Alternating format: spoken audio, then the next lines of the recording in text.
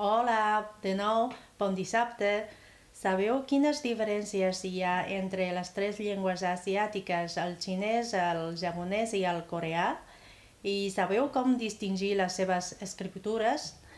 Us puc explicar aquest tema amb tres posts de blog que he publicat a la meva web negocioconchina.com.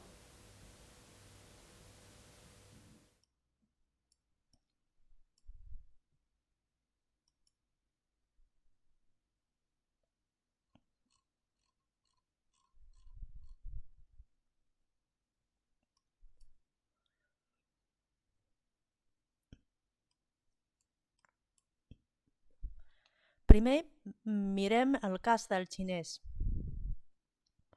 Els caràcters del xinès, els anomenats hanzi, són formats per traços, que són un conjunt de patrons de línia o de gota que s'organitzen d'acord amb algunes normes. Això vol dir que en xinès no es troba cap part rodona. De fet, els hanzi es figuren com caràcters quadrats i s'utilitza normalment les graelles quadrades per practicar la cal·ligrafia. El següent hanzi, el llum, és un exemple que inclou diverses varietats de traços i es fa servir freqüentment per practicar la cal·ligrafia. El xinès té dos sistemes. El tradicional, que és vigent a Hong Kong i Taiwan, i el simplificat, que és vigent a la Xina continental i la província Illa Hainan. Com indiquen els noms, els hanzi tradicionals tenen molt més traços que els seus equivalents simplificats. L'escriptura xinesa té 5 estils de cal·ligrafia. L'escriptura de segell, que és un estil molt antic, la clerical, la cursiva o d'herba, la regular i la semicursiva. També us presentem algunes obres clàssiques cal·ligràfiques. Aquesta, que és una obra d'estil regular, aquesta és d'herba o cursiva, aquesta clerical i aquestes semicursives. Ara passem al cas de japonès. El japonès modern compta amb 3 categories de caràcters.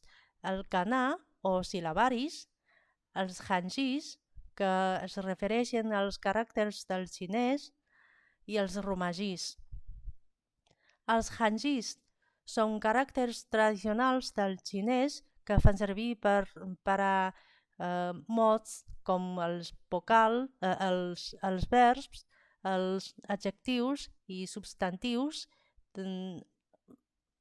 els mots que tenen càrrec semàntic.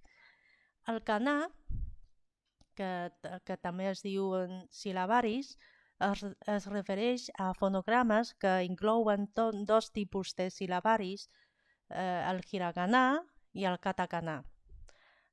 El hiragana és un sistema de caràcters simplificats del xinès d'estil cursiu. Al principi, els japonesos van escriure els hanjis perquè no tenien sistema d'escriptura propi. És clar, es limitaven a transcriure la seva llengua amb els hanzi que tinguessin pronunciació igual o propera i no feien servir els significats. Però, a causa de la complexitat dels hanzi, a partir del segle XX, els anaven simplificant i finalment van establir un conjunt de fonogrames per posar en paper la parla japonesa. D'aquest sistema d'alfabets japonesos derivaren el hiragana i el katakana.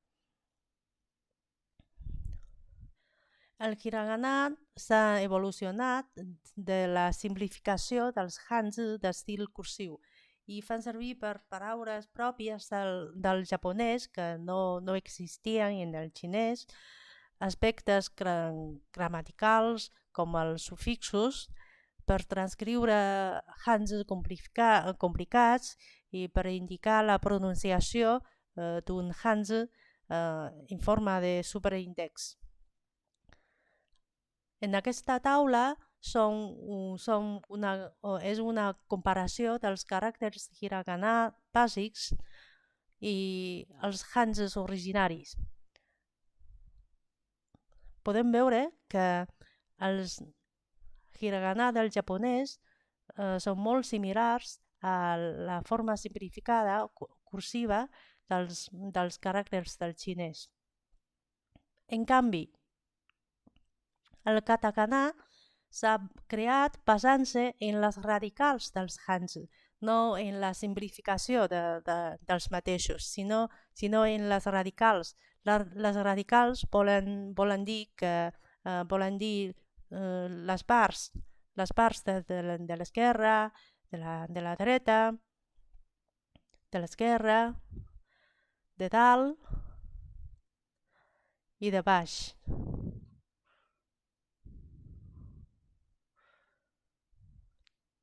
Aquí de l'esquerra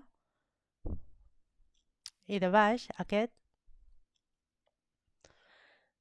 Al final, els romagis només fan servir per realitzar romanització o transcripció a neologismes. Ara mirem el cas del coreà. A Corea, al principi, també es van fer servir els caràcters del xinès abans que van tenir el seu sistema propi d'escriptura. Però en el coreà modern ja no fan servir els caràcters del xinès i el seu sistema propi nadiu es diu Hangul, que és un alfabet format per 24 signes bàsics que representen consonants i vocals. Inclouen aquestes consonants bàsiques i vocals bàsiques. I aquests signes bàsics poden formar sol o en combinació 40 unitats de sons en total, com mostra aquestes dues taules, les consonants, les vocals i els diftons. Els caràcters del coreà tenen forma de blocs, com mostren els següents exemples, com aquest exemple, a l'esquerra és una consonant, la H, a la dreta és la vocal, la A. Aquesta a la dreta és la vocal,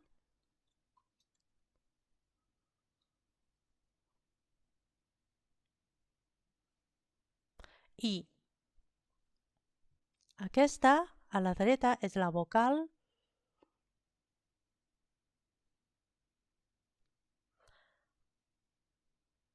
la E.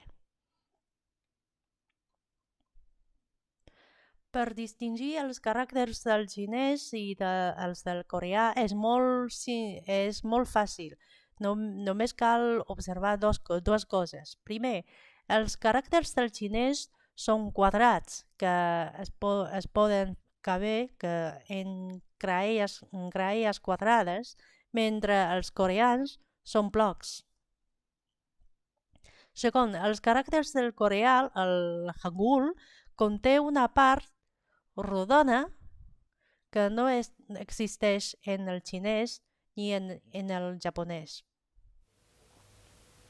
Bé, si les meves explicacions són útils per a vosaltres, no dubteu a donar un like i compartir aquest vídeo. Si voleu saber més sobre aquest tema d'escriptura de les 3 llengües asiàtiques, podeu visitar la meva web personal negocioconchina.com o escriure un correu a info@negocioconchina.com. Bon cap de setmana i fins a la propera.